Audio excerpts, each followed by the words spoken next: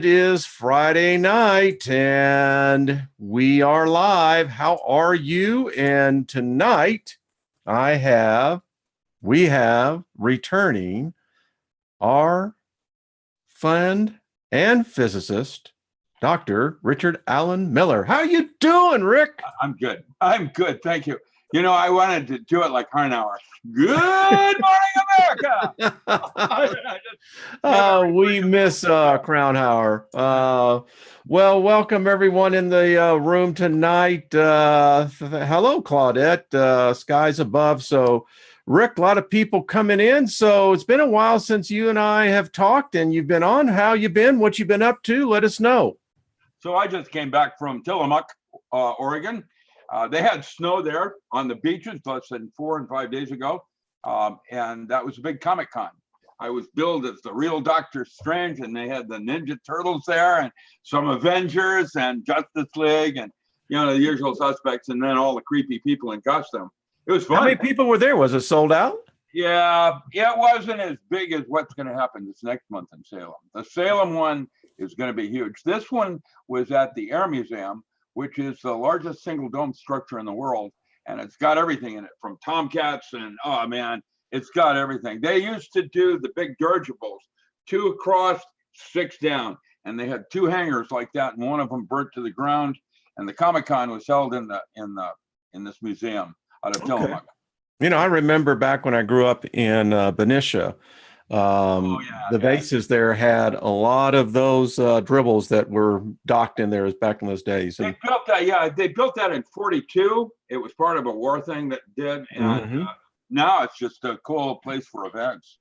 And we shot a movie in actually the one right there in, where was that? Right there in Orange County.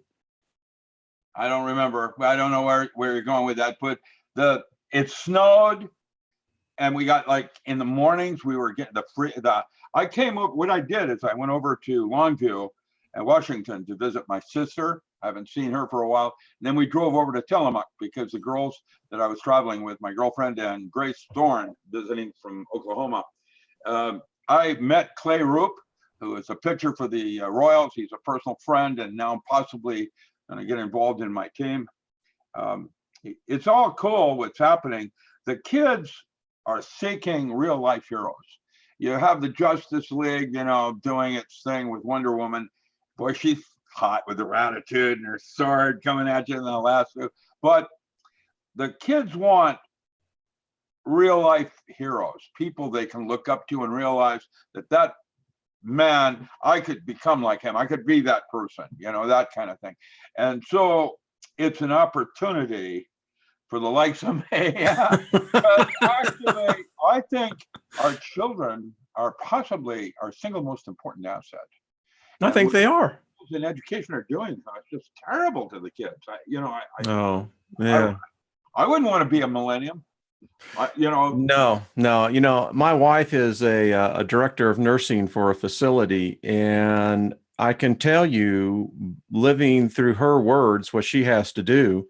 The millennials are the worst in ethics of moral, job.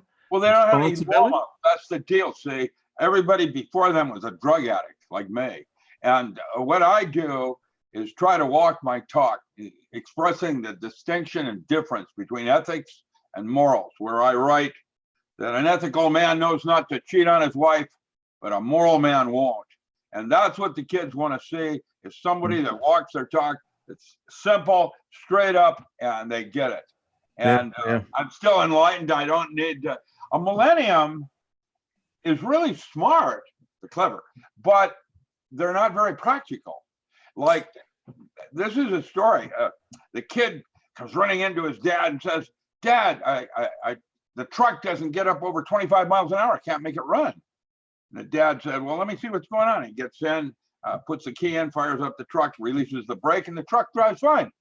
And the kid turns around and said, "What did you just do?" "Release the brake." It's like Home Depot is having to make a video on how to use a ruler, because a millennium can't measure 1 5/16 on a ruler, doesn't know where that is.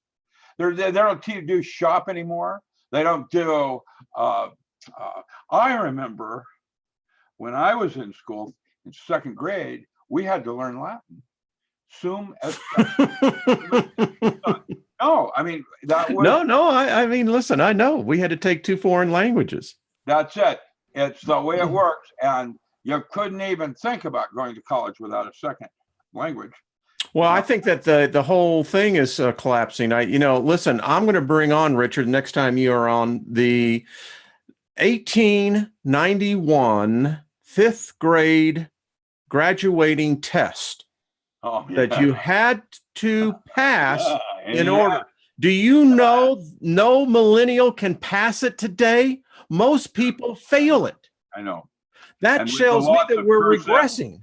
Yeah, with the loss of cursive and no real true role models, I'm finding my length, girth, and width working with kids in comic books. And they're slow to get it. They can thumb wrestle me. But I just want to say hello, everyone in the room. Brian, Jennifer, good to see everyone. Sue, yeah. So if you have questions, I'm good to go. If your group has specific questions, that's what I do best. I'm a polymath, and we can go anywhere you'd like. Well, I have a couple. Number one, I saw on your website that, and allow me because I'm going to pull this up. It's and so give me 1 second here, Rick, and I want you to talk about this one because I have been reading it and it is fascinating. Which one? I did a lot of design and construction of a brain-like computer. Oh yeah. Did you read my comment? Yeah, so I want you to talk about this because, folks, let me tell you. Well, what the hell? You talk about it. Yeah, it was on your website. Well, why don't you read the website the way I introduced this article? Well, yeah. Well, I could pull up your website on that. I have it too somewhere. I don't know.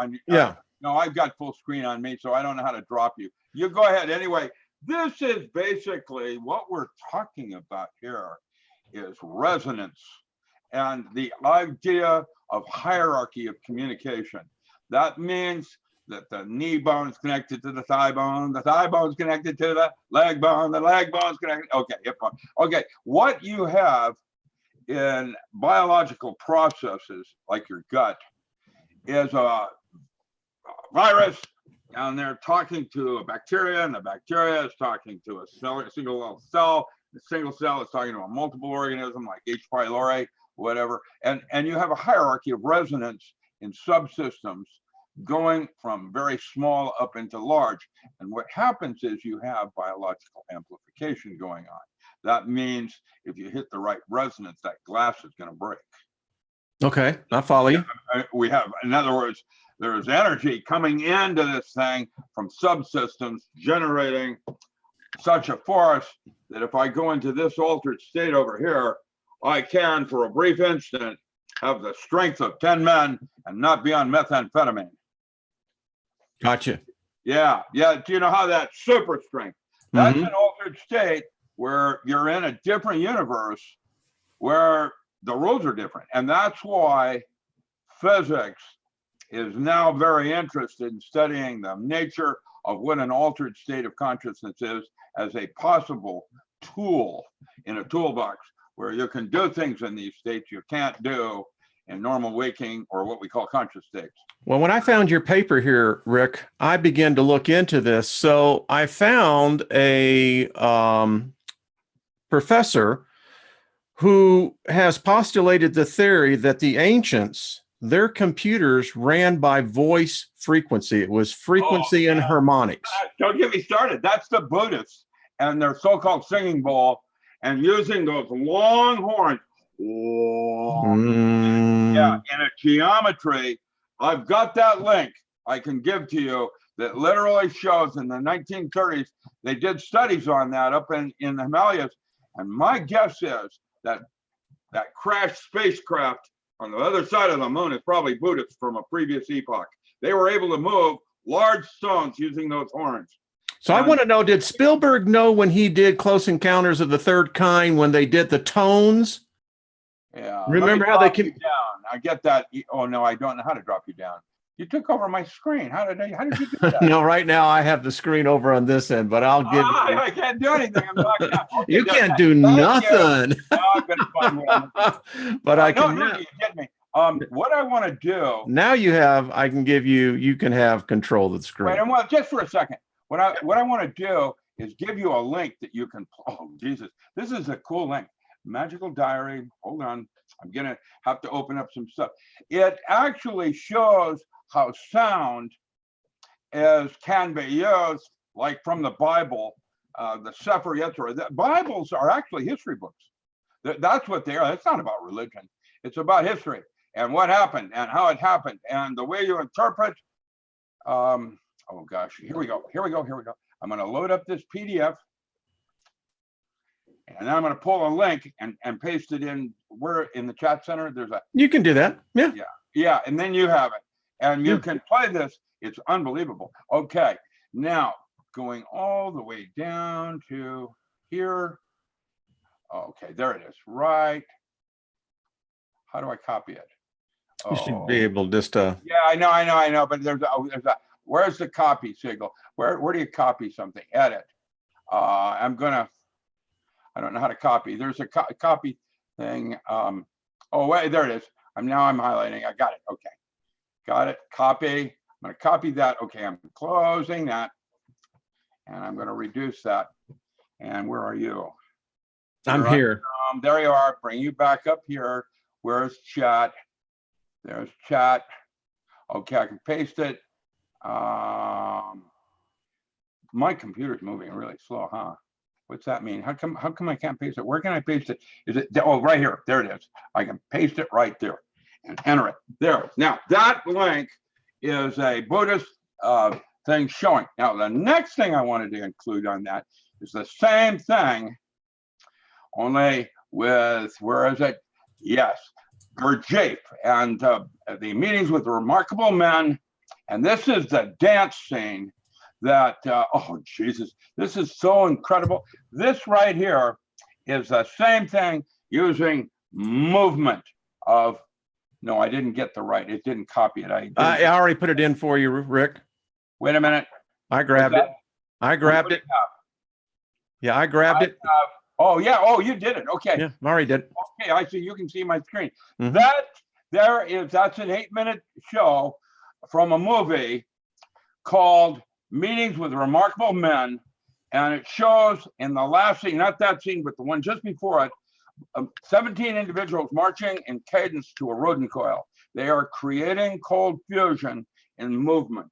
They start with hand, they work with arm, then they start with dancing, and then they do whirling, and then they go into trance states, and it goes uphill to the place where now they're able to change space-time with movement.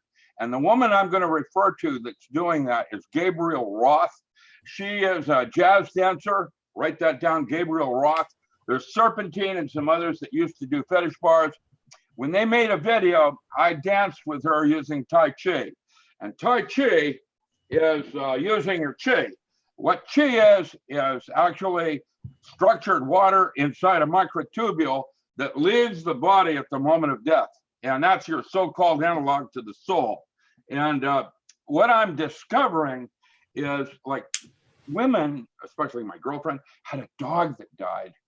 And I nearly lost my girlfriend when her dog died. And what she could do is, when she had to have the dog put down, the dog was old, and was dying, saying, I'm ready to go. She sat down and she takes the breath in as the dog exhales in its last breath. And that inhales the structured water in your body so that it stays with you when it goes back to the multiverse. And now you have your so-called soulmate in 5 space reconnecting with you in 4 space. And that dog will never be gone from you. And that's physics. And physics doesn't have the answers, but I'm getting the bigger picture now on how this sort of kind of works and where we are in 4 space right now. Yeah. You see, the brain is an amorphous semiconductor. It's constantly changing, which means from a holographic universe point of view, it is a 4-dimensional hologram of 5 space. Means that if you can learn how to go to different places in the brain, you can change the movie. And that's what I'm writing about. And that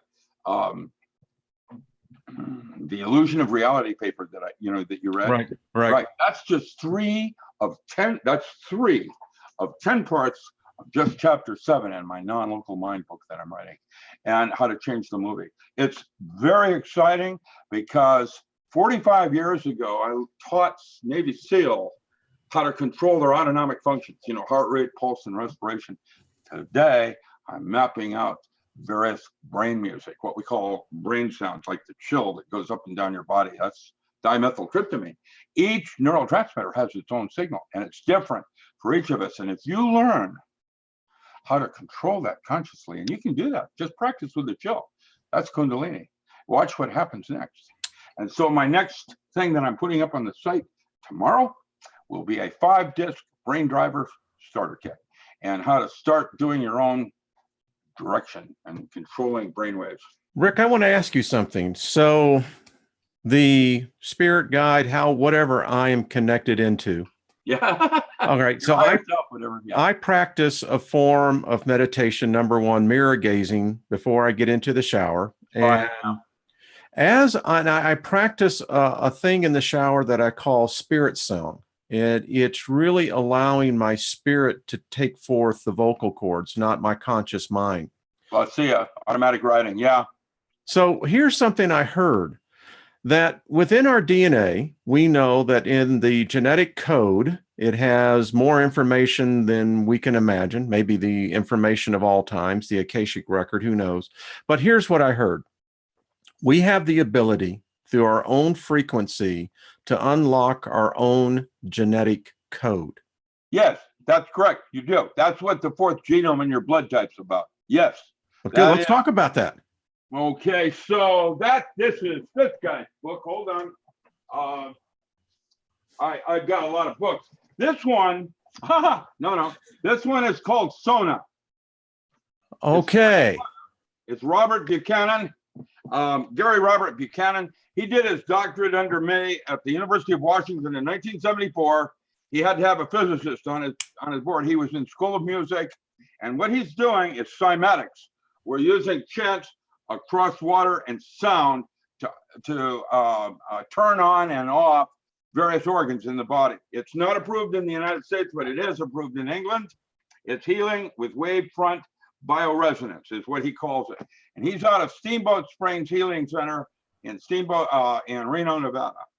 And his work is where we're going with the concept of crop circles, where you do a resonance and so on. That is, by the way, my newest. Let me show you my screen. If you can do this, I will load.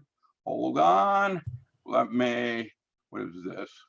Oh, I can get rid of that right now. I can with this. I'm going to get rid of that right now. And we're going over here to ebooks.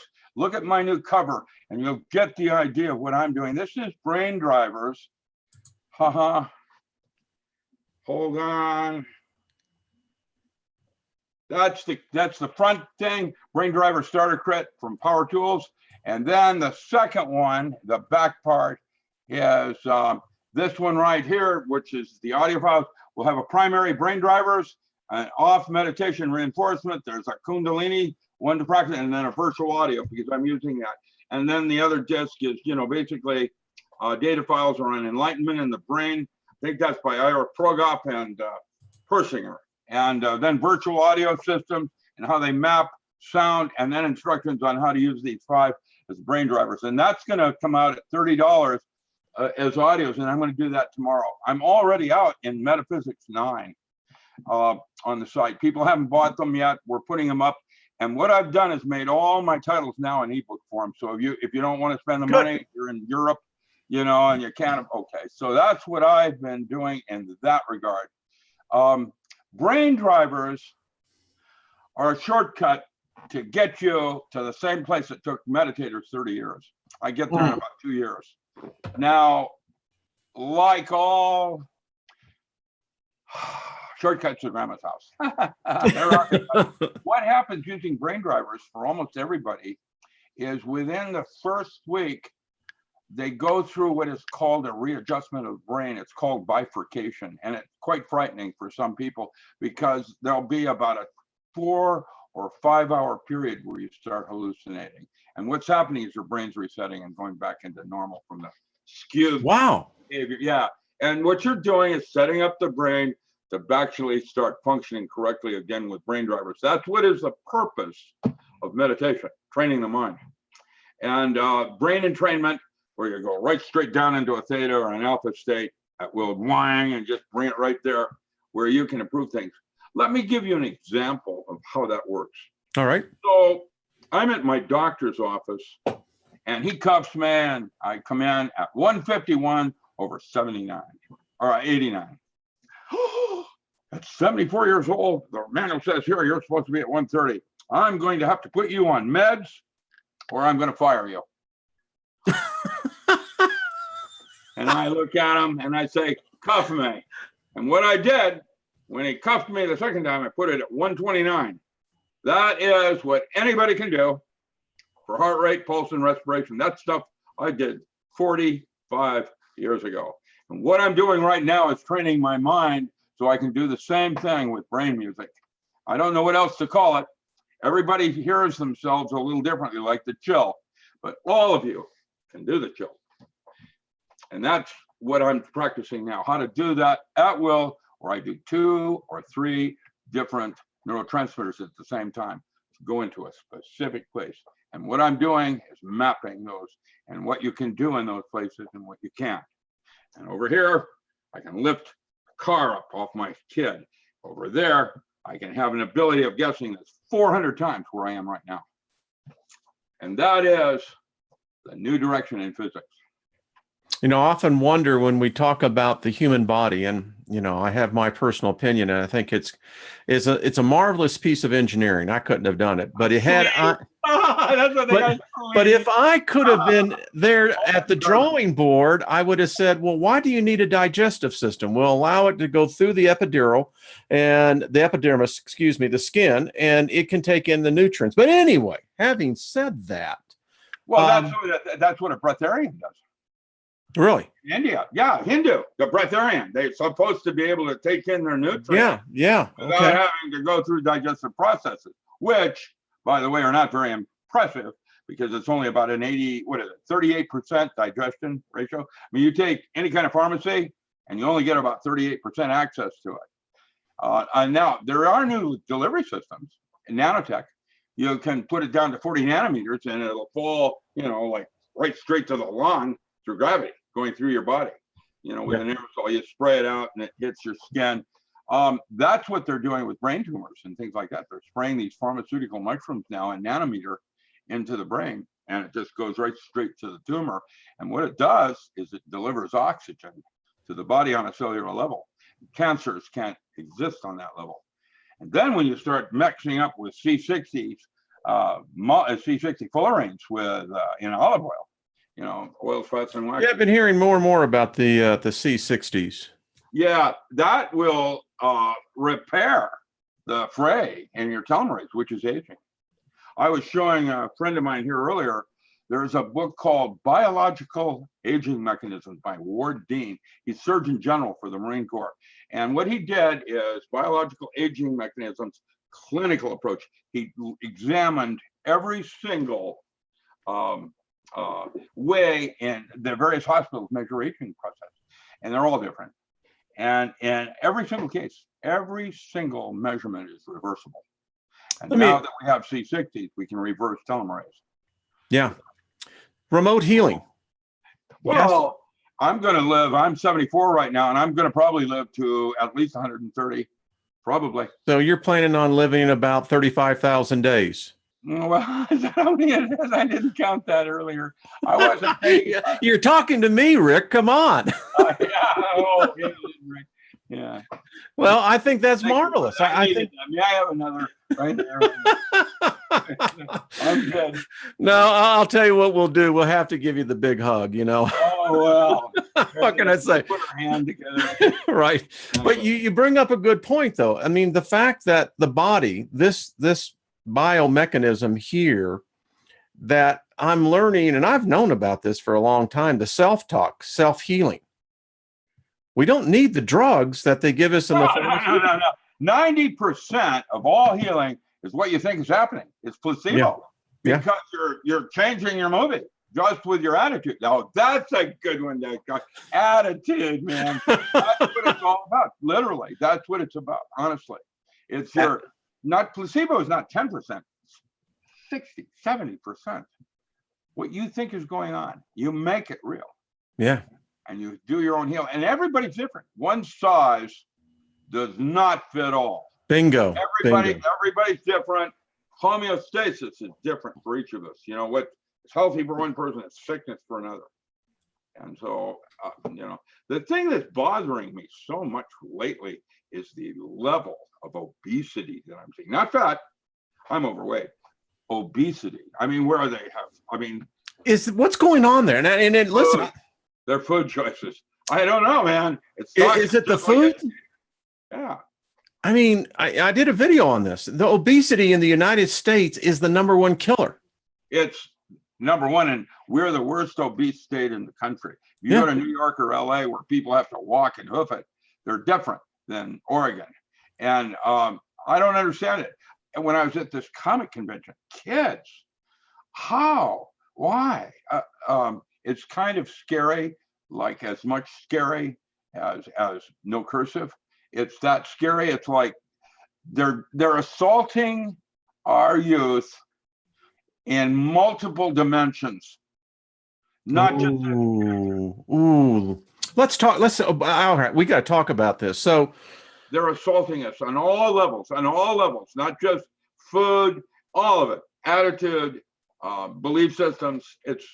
It's everywhere. Yeah. You know what it's going to become like? It's the TH1136, the movie Robert Duvall did. I remember that. Remember the kids? They're all hooked up to the drug vials, and this is what's happening. I mean, when you've got a 10-year-old that is weighing 240 pounds, I mean, come on, folks. That's genocide. I know. And the problem is it's rampant.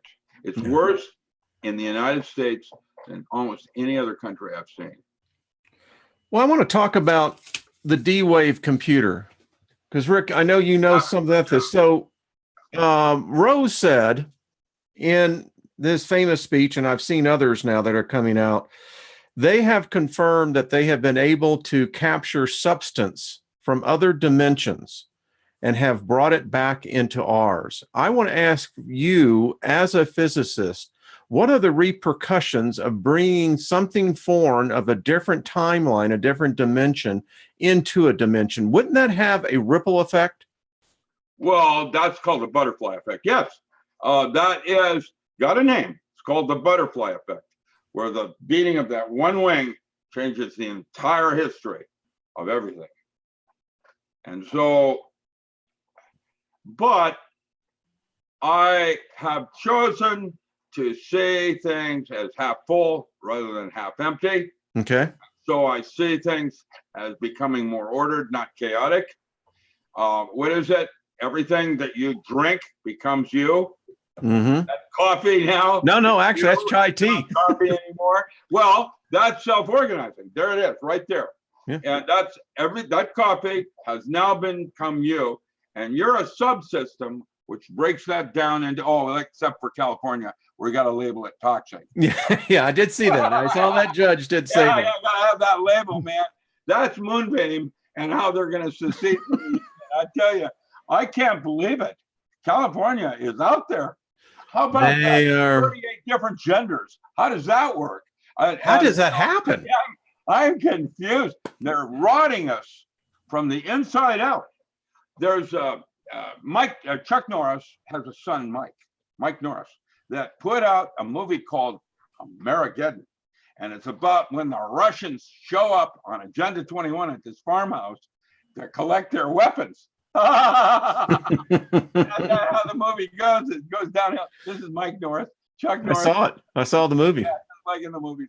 And my gun you may have after I give you my bullets, I will. It's a good movie. It shows what is about to happen literally, because they are doing, it's not gun control that's a problem with kids shooting each other. I took weapons when I was in school. Hey, look at what I brought to school today, you know? And it's the fact that 97% of them are on meds of some kind of creepy something or others, and the video games they play give a sense of human life different than you and I had.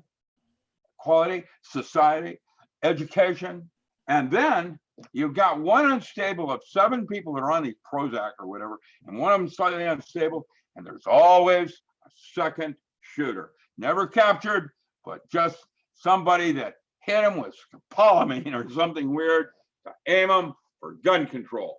And they're not going to get my guns. I don't care about automatic weapons, but that is what made America uninvadable. Well, there's no debate about that. I mean, we've seen the reaction of it, but I still say this is designed to divide us. Yeah, that's exactly correct. That is exactly, and undermining our children in the food choices, in the music, in the just across dimensions. And it's kind of scary for me to realize that I'm just an old man and there isn't going to be much I can do except possibly change my movie. Mm-hmm. No. You see, I think that there is something more happening to us. I agree. Yeah, I see there's a shift in our species, and I don't know what's going on. Stay tuned on some of that. You mean some of them are reptiles. I don't know, man. But it's happening. Speaking of species, you know what? I want to show you something, my friend, because I have this pulled up and I want to get your take. All right. This is, we just passed the 7-year anniversary of, I think, the tsunami. Yeah. So this is footage. And Rick, I want you to tell me what these creatures are that we're about to see here. Give me a second here. I want to make sure that this is going to be creepy. What do you got? New mutations? Actually, I have what they're called the Nigen. This is not the video. Where is this? This is actually outside Fukushima, Japan. This is I remember when it flooded like that. Yeah, this is, by the way, this video here begins. The person barely escaped with their lives. Their building got consumed like this. This wall right here is now 100 feet tall. They've actually rebuilt it, but this is not what I particularly wanted to show you. I have something for you, my friend. Let me stop the share on this. Give me 1 second, and I will pull up the video that I have. New technology where we can go flashing back like this. Kind of cool. Yeah, it's kind of cool, isn't it? Okay, so I have a video here that allow me to pull it up now. I got it all racked up, as they would say. So this is a creature called the Nigen. It's Nueygn, I believe. Now, this is a town that was approximately 30 miles inland. This you'll begin to see here. So let me pull this up. It's a lengthy. This is the first wave coming in, and the townspeople don't know what's about to happen. All these people here died that you see here. These people died. It was later said that they did not make it. So they're not understanding that the disaster is literally a half mile down the river, Rick. But what I want to show you is what came with this wave. All right. This is a crucial point. At here now, this river is now moving backwards at approximately 40 knots. Now, this is a school that this man took refuge in. I want you to watch over here when he gets his camera, and you're going to see a creature that I've been doing a lot of research on, Richard. Well, there might be some mutations out there that we're not familiar with. They're actually very intelligent. You're going to, let me pull him up, because when you see this, now, okay, it's coming up here now. By the way, all of these buildings in the end are wiped away. The ocean comes in. Now the water is starting to hit into the playground here. Yeah. Now I want you to pay attention where my mouse cursor is over here to the left. Okay, I see it. Yeah. Okay, and I'll stop the video when the first creature comes out. So here we are. That bridge is now gone. You can see how fast the water is rising. Yeah, it came in quick, yeah. Okay, I want everyone to pay attention to right over here, folks. Notice this tree. Now, those are buildings and ships that are coming down. Godzilla. No, man. These creatures now. That's why they have those legends in mythology. Okay, he's already here. You probably missed it. Watch right here, folks. Rick, watch this right here. Watch what happens right here. You're going to see the creature come out. Give it a second. And when this creature emerges, it's a family of them. There's a pod that I've counted. I counted 6 altogether. Here he is. They're coming right up here now. There they are right there. Watch when they get a hold on the building. You'll see him. Yeah. All right, he'll pull back his camera.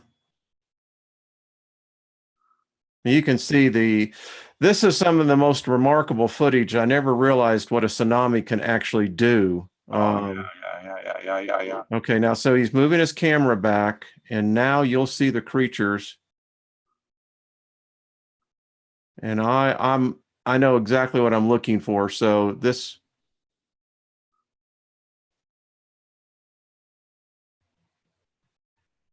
Just give it a second, folks.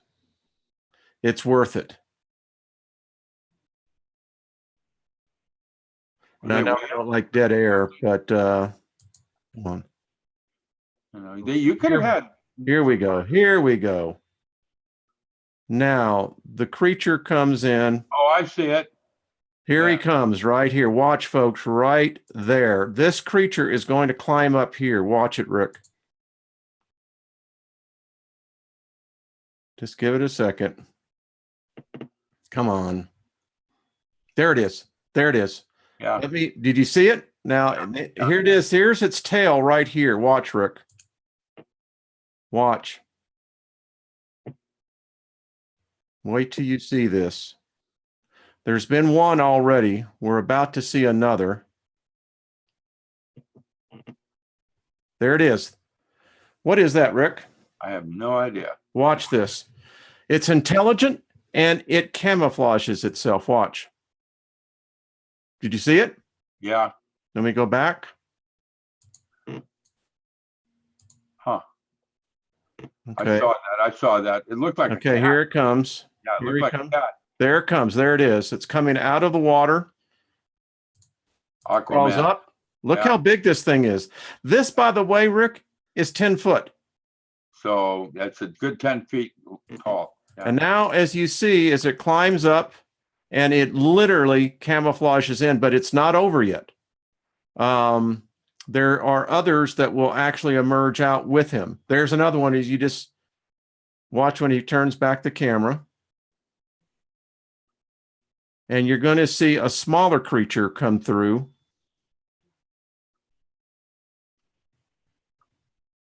This is just, and there's another creature that comes up over here.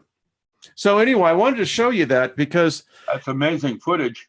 It is. And you know that it's now illegal to actually show a lot of this stuff in Japan itself. Oh, is that right? Yeah, there's a gag order on a lot of this. It's terrible. And to realize that this culture is going to be lost shortly to all of mankind when it falls into the trench that it's precipitating on. That whole thing is sitting on a precipice that goes down into some of the deepest parts of the ocean. And it's only going to be an 8.4 that drops the Pacific Ring. And when that happens, this falls. And Japan will no longer exist. That's one of the reasons they've had that dispute with China on those Russian islands, which was going to be essentially where the reproducing Japan, where they were going to move people. Now, people probably don't realize the force of the water here, but this is a remarkable footage when you begin to see this, Rick. And well, yeah, water doesn't compress, and that means it's complete force. You know, it's one of the few things in nature that does not compress. It does not. And the other creatures, you'll see them, they will start coming up here. So anyway, I was just curious to get your opinion on what you thought. Yeah, I've never seen anything like this before. Thank you for sharing it. You know, I don't know what to make of it. I don't know what to think about it. It's weird, isn't it? Questions about what Fukushima is, what actually happened, and where we are at this moment. Yeah. Well, I know Indian Point is still leaking into the Hudson. I know down in Florida, the Madrid fault line, the new Madrid fault line, it's all those Daiichi-like reactors are leaking.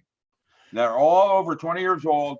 They were built with the concept that they were going to eventually have some way of changing infusion, where they could take the nuclear waste and use it as a fuel. And we have not gotten there yet. And now it's too late. The Columbia River is contaminated from Hanford. Hanford's leaking. What do you think of this, Rick? They have found a new organ in the body. I pasted it. That may be how cancer spreads. That's what that is interesting. My wife was telling me this is what they think may be the superhighway that cancer is transported to the body. Well, see, that's the deal. Body makes mistakes. That's what we call cancer. It makes mistakes in reproduction. The thing is, you don't want it to repeat the mistake in mass it does. And that's what this organ does. It allows that to happen. And that's why these pharmaceutical mushrooms and some of the new directions in pharmacy are talking about delivering oxygen to the body on a cellular level, because cancer cannot exist in an oxygen-rich environment. That's bingo. You just said it right there. So I think that this is, I just wanted to get your take on it, because I'm familiar with this new organ. It's in the alternative news sets everywhere, you know, Zeem and OnStellar, et cetera, all of it. It's an interesting new concept, like circulatory systems in the body. We have not yet discussed how qi and acupuncture work. We can poke your left arm and have an action in the right arm because of it. And yet, there's no circulatory system that does that. Nerve, blood, but qi, because the Barefoot Doctor, they had pulses where they worked on the outer part of the body, and it's Sir Roger Penrose at Princeton that is now suggesting that is structured water inside a microtubule. And structured water, that occlusion zone, right, between, is 1 million times more efficient than the current gallium arsenide or gallium and arsenic forbidden zone that forms our checksum error in computer chips. And so water could, as a computer chip, hold all your possible lifetimes, just like the DNA. You were talking about DNA. What the DNA is, in 1973, I wrote Embryonic Holography, where I stated that the DNA was a three-dimensional hologram of four space, who you were, who you are, and who you will be. But the brain is a four-dimensional hologram of five space. That means with that model, you can do sliders, you can change the movie. The key is learning how to go to different places in the brain. All your saints in history have stressed the importance of meditation, training the mind. And it takes like 30, 40 years to get to a place where a person you're in bliss states. But that's just one set of brainwaves. And there are other places. There is a place in the brain called the Wernicke correction down near the reticular activating center that if you do, it's a part of the brain called Wernicke correction. And if you hypnotize somebody cross-culturally, whether Chinese, African, whatever, they all have a memory of having worked on Mars. Really? Yeah. That is the Mars Project, Wernicke correction. Check it out. And that's data that people don't understand. And now my guess is it's archetypal. It's in metaphor, like a close encounter. Did a close encounter happen? Missing time. Well, something happened archetypally, and consciousness is trying to grasp it in terms of one of its five senses. But that's why ESP has clairascension, clairaudience, and clairvoyance. It's always in terms of reference to one of your five senses, but we have other senses. You know, the 0.3 to 3 gigahertz in the temporal lobes, other things that are resonance. And so we just simply are inequipped at this time to understand the full body because our models aren't efficient enough or probably accurate enough. And that's why physics changes every 20 years. And in my opinion, does not have any more answers than religion. That's why we have two brains, science and religion. But you know, cavitation, just like we've got a binary sun and we've got a binary galaxy with a white hole and a black hole. And you wanted to talk about matter and antimatter. Well, what do you think antimatter might be? Might be the other side of the inside into the out of. Might be the dark matter is the space in between that we call ectoplasm, where imagination takes psyche into matter. You create. Yeah. Now, I don't know. It's just a model. You know, here we are on the end of days. I don't know how it works. Well, you know, when you talk about dark matter, it's interesting you bring that up. So here we are. Yeah, devoid of dark matter. You know why they're saying that? Because that galaxy is so thin in terms of mass that it's essentially transparent. You can see another galaxy through it. Well, it's the strangest thing at all. It's baffling, you know, the astrophysicists, because I read one that says it seems to be devoid of light. Well, you got light coming out. There it is. Well, yeah, I mean, you've got the essence of it, but what he is saying is it's not the normal shift of light. That's because the mass in it is like millions of times less than it should be for total mass of a galaxy. Yeah. And that's why they're saying there's no dark matter, because there's no matter, period. I mean, you know, the dark matter is even less so. If you read in between the lines here, I've read these articles just recently and trying to understand what they're really trying to say. I don't know what dark matter is to be distinguished from antimatter. Antimatter. Yeah, I was going to ask that. What's that? What's the difference between dark matter and antimatter? Antimatter is a proton and electron with an opposite charge and sometimes different spin and or other charms to it. You know, they have different qualities that distinguish a lepton from a baryon. That's antimatter. Okay. You know, you put the two together and they annihilate each other into pure energy. However, dark matter, they don't know what it is. It's a mathematical a construct to try to explain a theory that doesn't work. Well, they seem to be having a lot of that lately. Yeah, that's the right way. And what we're going to find, most likely, who knows, Occam's razor, here we go, that dark matter is your so-called ectoplasm, the part of matter that you have access to with your mind to make and change the universe. And that theory is now being used by, instead of string theory, they're using Kaufmans Knot theory, where you take a plasma and you tie a bow in. And so you pull on the links on either end, and the universe does its different things, not just squeezes out, you know, but does other things because it's like different kinds of Boy Scout nuts. And it's like when two membranes slide past each other, and when they cross each other and moving in their own direction, third and fourth membrane are created, universes. Like you and I are creating other galaxies besides my universe and yours.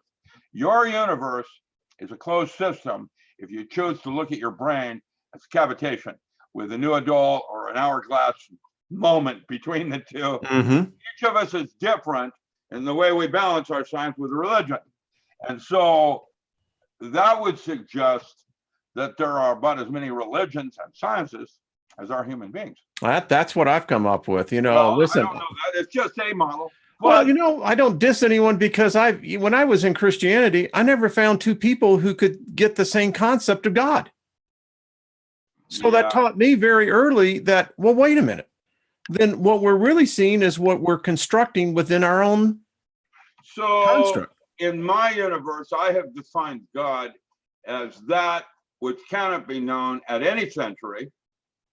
It is outside the realm of man's comprehension at any level. And what you can do is not know it. You can experience it. Oh, yeah. The wrath of God. Yeah, you can experience it. Oh, yeah, exactly. There it is. I have it right here, and it says God is the concept of the infinite being. Yes. But guess what? Then there's Gamois that wrote infinities within infinities. Yes. Okay, so you got hierarchy. Epochs within epochs.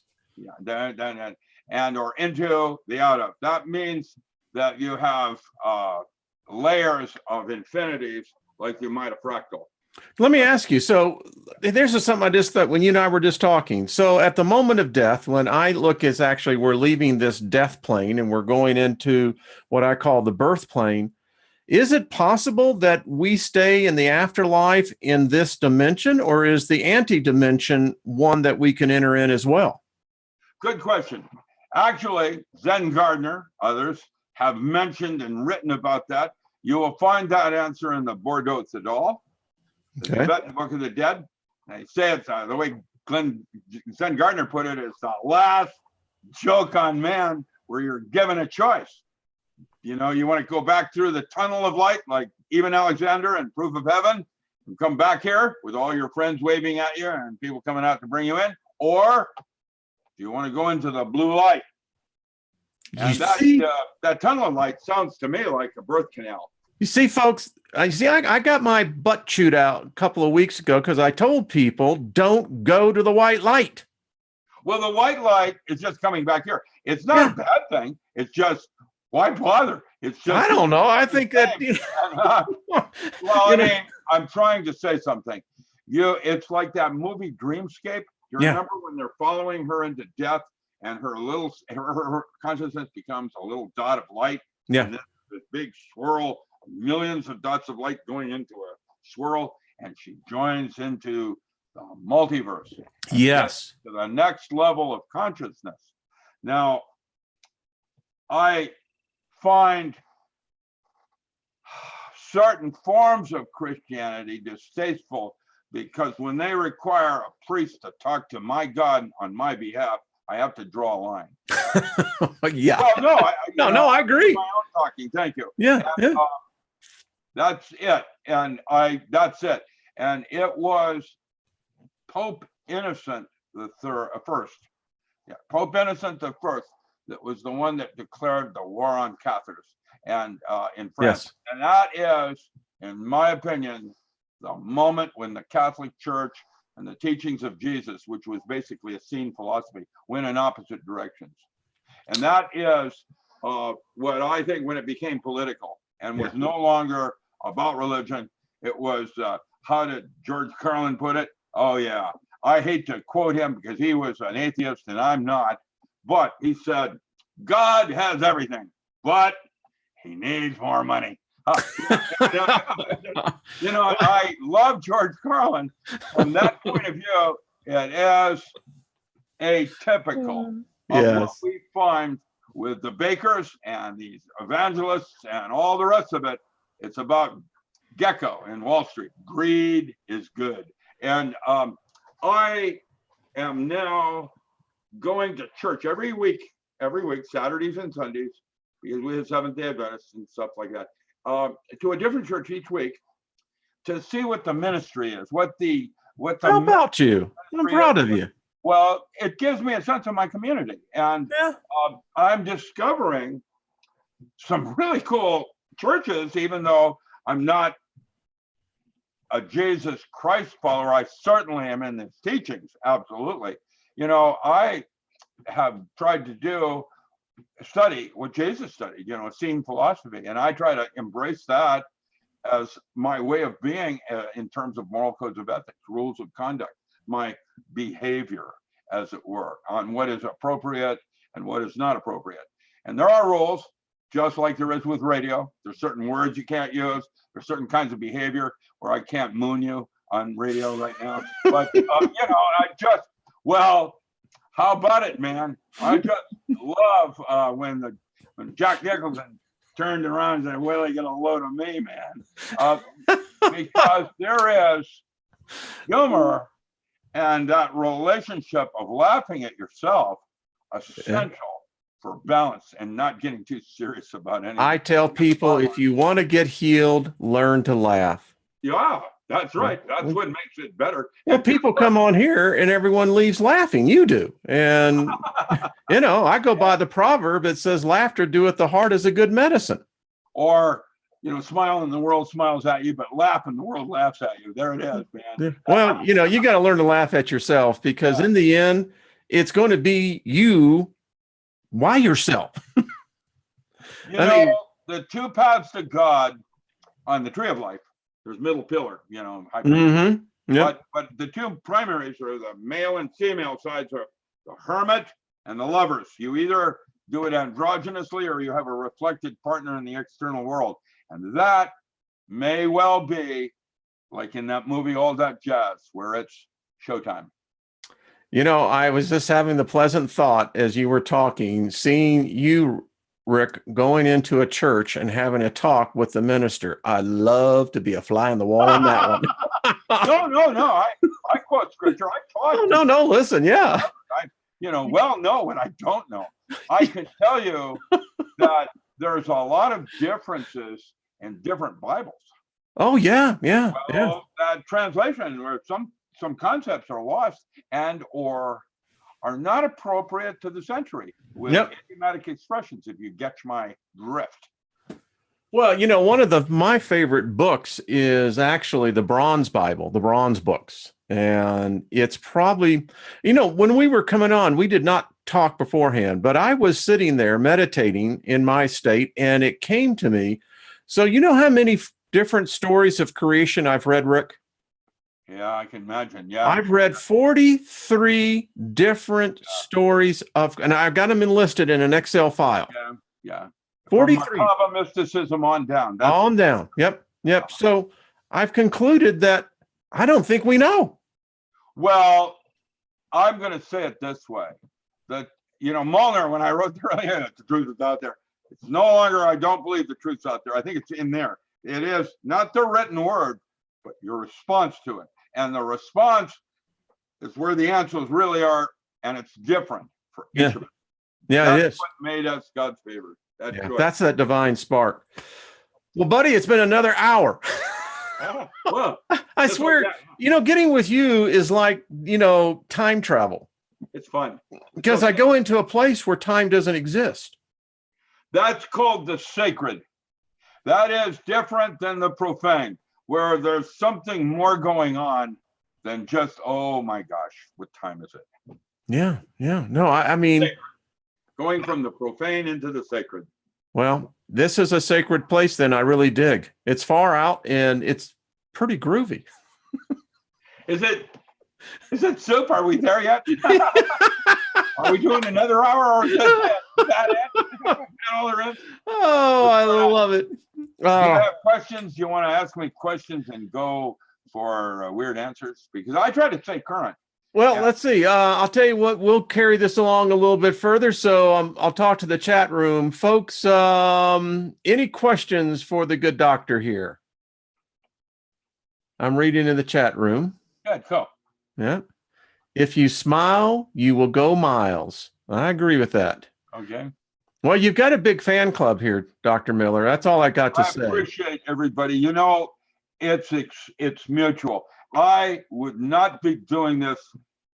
It's not cool being me. I know it's not what you think. Trust me, there are all kinds of harpies out there, and I don't know what it is. It's spooky, and sometimes I won't be able to sleep because I'm getting some kind of energy beam weapon at me. I know they're listening to me on my telephone, and everybody wants to see what I'm writing. Oh, yeah. Well, you're one of those minds that you're a free thinker. I don't know about that part. Oh, come on. I mean, that's the one thing. Good luck with that. Well, how about Mark Knopfler? And the money might have been for nothing, but the chicks are never free. And I'll tell you, nothing's free anymore, man. Got a great story about him. Good luck with that, man. Well, I'm going to ask you something. I'm going to invite you on to the radio show. Would you like to come on to the Thursday night radio show? What time? It's the same. It's an hour later. It would be 7 o'clock your time. Well, that Thursday is nights. 7 o'clock right now. It's 7 right now my time. I can do another hour if you'd like. No. It would be next Thursday or something. Oh, next Thursday. Yes. Okay. All right. Wait a minute. Oh, wait, but I have a question. Just take me 1 second. Okay. Quickly, he opens, and next Friday is shit happens. I've got from 7 to 9. I'm booked. How about the 13th? Friday the 13th. Yeah, actually, it'd be a Thursday, is in the radio show. Oh, Thursday. Okay, that's different. Thursday is I have 5 to 7. I have 5 to 7, but I'm free from 7 on. But it might work then. I'll get with you when we get offline. Send me an email. We'll get established. I would be honored to try. If you, all of you listening to me now through Mr. Steiger show, if you have detailed questions and things, I'm good at that, especially if you can get them to me the day before, where I can get a little one-liner lead or reference so that I can research it a little bit better for you, and rather than off the cuff. I'm gifted. And I wanted to say one final thing. You know, that in the Greater Keys of Solomon, Solomon the King, when he wrote those, his second line in that magic book was, ownership is enhanced when shared with another. I'm blessed with knowledge. I don't have any money. Feel free to support me, buy my book. But in terms of knowledge base, I'm blessed. And because of that, my joy, my inflammement is being able to share that. That is because actually it's like teaching. You actually learn more than you're teaching. You don't understand. The students, in the very concepts of the questions they ask, is a type of learning process for me. And so it's, there's an exchange that goes on. And so from a fan point of view, well, I'm trying to represent you and you to me, because I am you and you are me and I am the walrus. I'm the walrus. There it is, man. No more Dorito corn chips.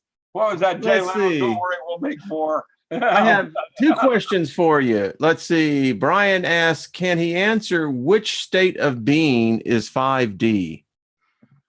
That is not here. That will be, someone just recently told me that in channeling. It is core learning, where you go back to the multiverse and you begin your core learning over knowledge, which is illusion. That's Castaneda. The Nagual is the unspeakable. Reality is that which cannot be known. Doesn't work like that. And there's only one place in the tree of life where knowledge becomes wisdom, and that's that missing Sephiroth in the middle of the abyss, just above union with self, but before union with God. And it's in the Sea of Karanzan. It's called Doth. And it would be that temporary place where I leap out into a raging river and touch on a stone you didn't see and leap over to the other side. It's a temporary place. You're just boom, boom. You're not there very long. And that is the only place where knowledge has validity. The rest of it is illusion. Because isn't it interesting that the more you know, the less you know? How does that work? Well, let's say in information theory, I state as a basic axiom, if you have enough information to ask a coherent question, you have enough information to answer it. Woo. Information is in itself a closed system and goes into or out of itself in a holographic system of realities. For example, you have the physical plane, we'll call that IQ, and then you have EQ, your emotional plane, how you feel about the physical plane. It's more detail, but it's about the physical plane. And then you have the causal plane, which, who was it? Plato would talk about in the distinction between a chair and a couch. They're both the same, but they're different. And that's Bohm and its different similarities and similar differences. The idea of the way you subdivide one subset of information in your gut to the next, and why the gut is outside space-time. I love that. I love it. Wow. Okay, one more. Well, it's just one. It's a good explanation for now. I love it. I love this. Yeah. Another question. Can we time travel in our dreams? Oh, absolutely. In fact, You're time traveling essentially when you do significance or find significance in something. When you lay 6 things in front of you and one of those leaps out as important, we call that synchronicity. That is how your future timeline talks to the moment. Ooh. And if you can integrate that into your presence, the moment, it changes the past. And I have examples on how that works. Like when I was a Navy SEAL, at the time I was a Navy SEAL, we were not Navy SEAls. We were called SEAL Corp out of Amherst. And because of what we did and the intensity of what we did, it now has the stigma of Navy SEAL and all the hoorah. But back then, we were just doing what we do. In other words, spirituality is not what you do, but how you do it. And going from the profane into the sacred. It's the moment. That's all you really have. You don't have a future or a past. It's all right now. And what you want to do is make it timeless. And that's the way Carl Sagan did it in his movie Contact. When Allie talked to the alien, she went in outside space-time. Hi there. My girlfriend just got off work, walked in the door. Okay. We're good. Well, I just had to properly greet her so that we were getting ready to wrap up anyway. I'll tell you what, Richard, come back on. I love working with you too, sir. Thank you. You are just a delight. Anywhere you want. I just think that we should try to distinguish the track and the road. That's a good place to start. When you are outside space-time, you are close to doing why you're here, what's called purpose. That is what it's truly about. So with that, y'all live long and crispy. All right. Thank you, Richard. Yes, sir. All right. Everyone, we just thank you. By the way, make sure you go over and visit Richard on his website. I've left the contact information there. Get his books, folks. If you really want to begin to learn and have something at your fingertips, buy the books. And Richard, I'm going to promote these because you are a man that people need to hear. Thank you. By the way, that's from Unnatural Causes. I pulled it out. Okay. All right, everyone. Be good. We'll see y'all tomorrow night with Jennifer and very special guest, Sandra O'Rourke. All right, folks. Be good to yourself.